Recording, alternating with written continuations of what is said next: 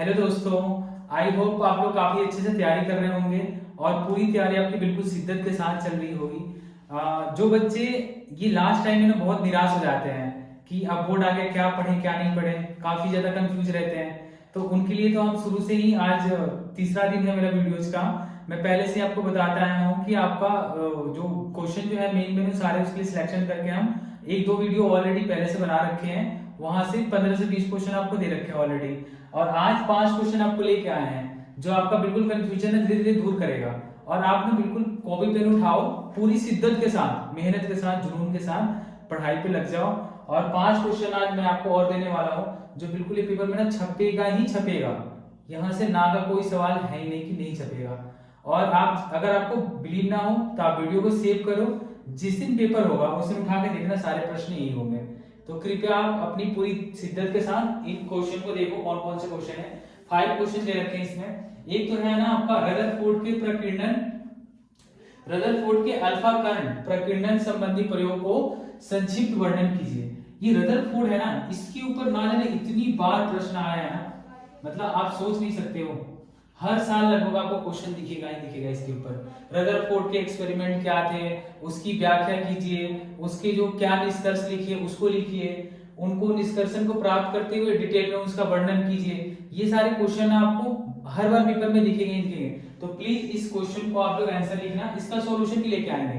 पहले एक्चुअली हम कर क्या रहे हैं ना कि सारे जो मेन मेन क्वेश्चन है उसको तो हम डाल रहे हैं कि आप अपने से भी अगर पहले से जो बच्चे तैयारी कर रखे हैं वो अपना कंसेप्ट लगा के इसकी पूरी क्लियर करते जाए वीडियोस और रिवाइज करते जाए। जो नए बच्चे हैं जिनको समझ में नहीं आ रहा है थोड़ी सी वेट कर लें, 4-5 वीडियो तो एक्सप्लेन करके डाल रखे हैं, वो आप देख लो जाके चैनल पे एक बार। और पूरी चैनल की वीडियो ना हर जगह फैलाओ कि ज्यादा से ज्यादा बच्चों के पास पहुंच सके, सबका भला हो सके, सबके माँ बाप का सपना पूरा हो सके। तो देखो सेकंड क्वेश्चन है उसी के ऊपर आपका, किसी गोलीय पृष्ठ का प्रकाश की परावर्तन, किसकी प्रकाश की अपवर्तन का सूत्र लिखिए। और सूत्र जो है वो लेंस सूत्र है 1/f equal to n minus 1 1/r1 minus 1/r2।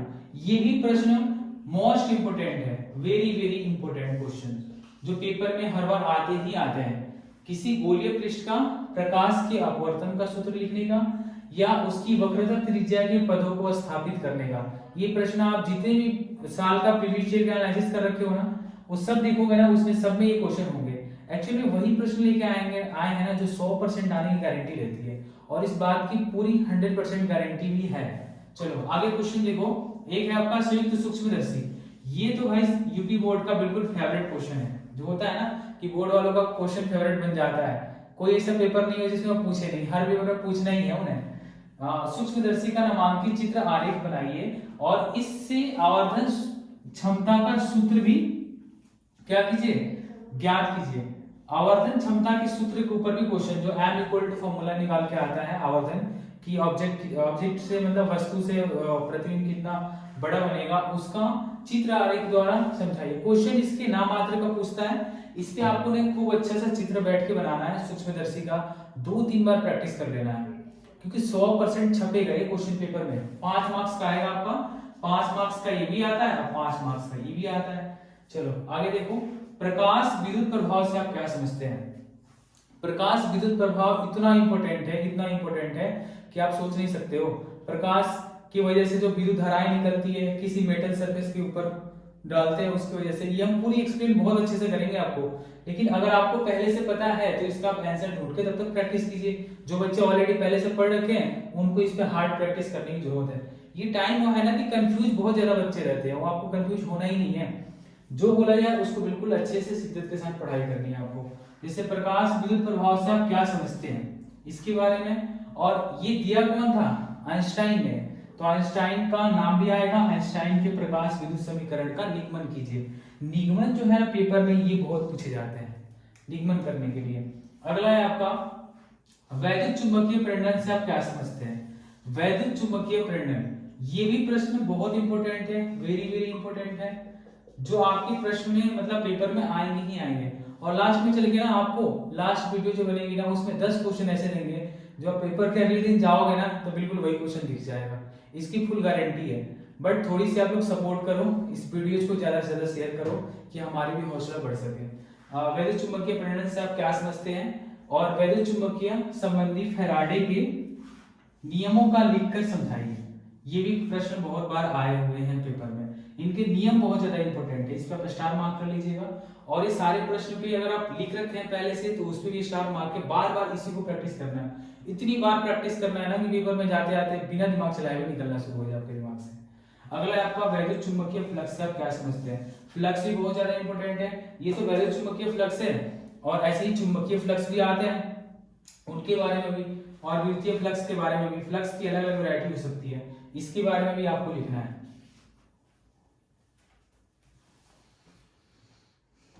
अगला क्वेश्चन है एम्पियर के परिपथीय नियम को लिखिए।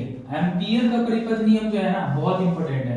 एक तो आपका पिछले चैप्टर में जाओगे, फर्स्ट चैप्टर में, उसमें गॉस लॉ हद से ज्यादा इंपॉर्टेंट, और सेकंड आपका एम्पियर का परिपथीय नियम। ये भी बार बार पेपर में पूछा जाने वाला है, इसको क्वेश्चन जरूर पेपर में लिखना है और इसके सॉल्यूशन को भी लिखना है, बार बार प्रैक्टिस करना है। 5 नंबर हर एक क्वेश्चन के वेटेज हैं।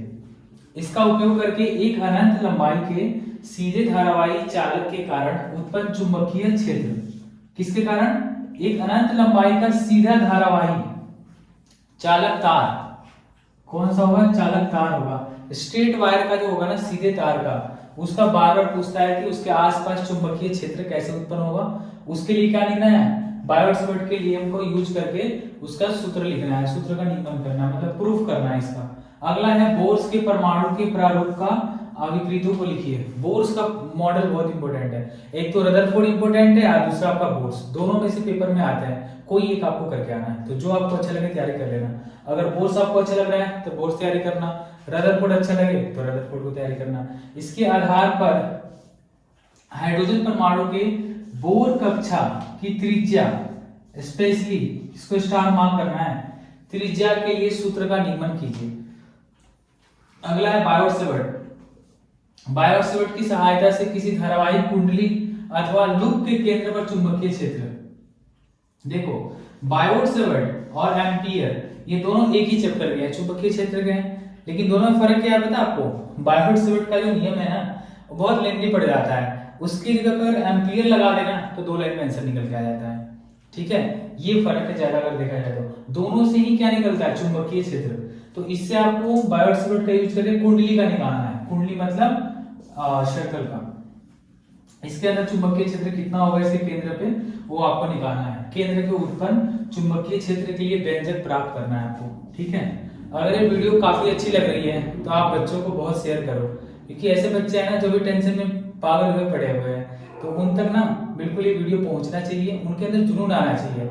जुनून आएगा तभी बच्चे सारे क्वेश्चन को कर पाएंगे। Thank you.